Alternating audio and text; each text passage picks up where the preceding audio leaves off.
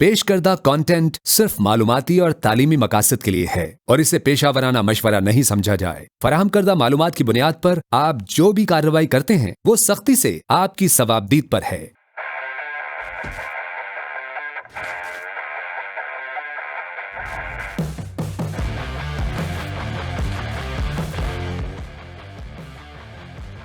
अस्सलाम वालेकुम, मैं हूं आपका इलेक्ट्रो गाइड उसामा और आप देख रहे हैं the electric show powered by Pakistan cables, trusted not to compromise.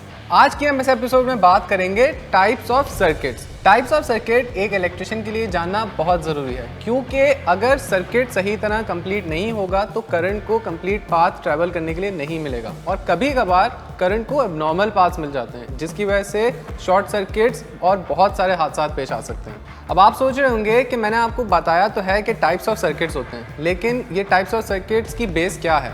अब टाइप्स ऑफ सर्किट्स हमारे सीरीज़ और पैरेलल सर्किट्स नहीं होते, वो हमारे कॉम्बिनेशन सर्किट्स हैं। टाइप्स ऑफ सर्किट्स में हमारे पास ओपन सर्किट आता है, क्लोज सर्किट आता है और शॉर्ट सर्किट आता है। टाइप्स ऑफ सर्किट्स हमेशा करंट के पाथ से डिफाइन होते हैं। ओपन सर्किट में क्योंकि हमारा सर्किट कंप्लीट नहीं होता तो करंट ट्रैवल नहीं हो रहा होता, उस वजह से हमारे पास इलेक्ट्रिकल कंपोनेंट्स या इलेक्ट्रिकल अप्लायंसेस काम नहीं करते।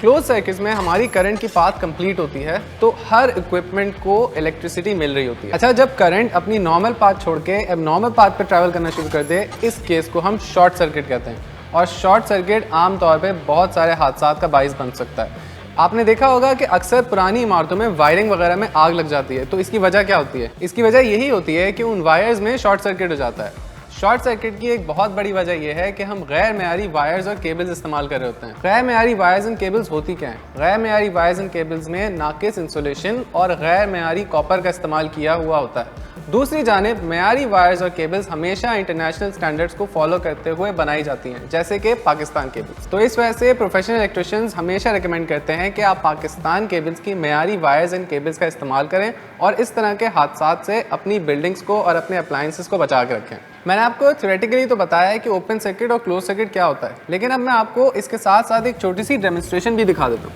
हमारे पास यहाँ पे एक क्लोज सर्किट बना हुआ है, जहाँ से यहाँ हम वोल्टेज ट्रांसफ़र करेंगे तो इस पूरे सर्किट के अक्रॉस करंट ट्रैवल होकर वापस ब्लैक ग्राउंड में जाएगा। अब मैं अगर पावर सप्लाई ऑन करता हूँ और अपना वोल्टेज इंक्रीज़ करूँ तो करंट का पाथ, क्योंकि क्लोज सर्किट की वजह से कंप्लीट हो गया था, तो करंट ने ट्रैवल करना शुरू कर दिया। अब यहाँ पे हमारे पास वोल्टेज भी है और करंट भी है, और अगर मैं यहाँ से एलईडी निकाल दूँ तो हमारा पाथ इनकम्प्लीट हो गया। अब हमारा करंट ट्रैवल करना ख़त्म हो गया तो हमें पावर सप्लाई में करंट ज़ीरो दिख रहा है। तो ये है एक ओपन सर्किट। तो आज के इस एपिसोड में हमने ओपन सर्किट, क्लोज सर्किट और शॉर्ट सर्किट के बारे में जाना और मैंने आपको छोटी सी डेमोन्स्ट्रेशन करके ओपन और क्लोज सर्किट के बारे में बताया। उम्मीद करता हूँ कि आपको ये एपिसोड बहुत अच्छी लगी होगी। अगर आप सर्किट्स के बारे में और कुछ जानना चाहते हैं तो मुझे कॉमेंट्स में बताएं और याद रखें, सेफ्टी पर नो कॉम्प्रोमाइज़। अपना ख्याल रखें। अल्लाह हाफिज़। इतनी कम कंजम्पशन करने की वजह से एलईडीज़ को एनर्जी सेविंग इक्विपमेंट्स भी कहते हैं, और यही वजह है कि टंगस्टन बल्ब्स ऑब्सोलीट होते जा रहे हैं और टंगस्टन बल्ब्स की जगह अब एलईडीज़ मार्केट में हर जगह इस्तेमाल हो रही हैं।